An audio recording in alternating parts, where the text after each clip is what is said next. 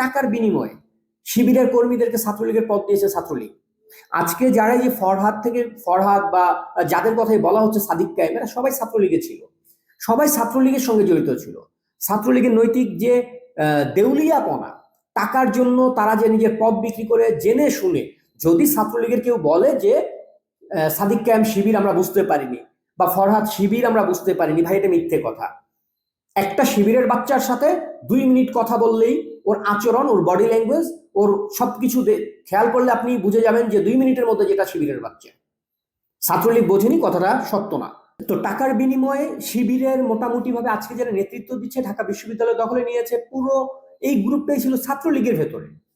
ছাত্রলীগ শুধু টাকার লোভে এদেরকে ঢাকা বিশ্ববিদ্যালয়ে প্রতিষ্ঠা করেছে, তাদেরকে শক্তি অর্জন করতে দিয়েছে। দায়টা ছাত্রলীগকে নিতে হবে।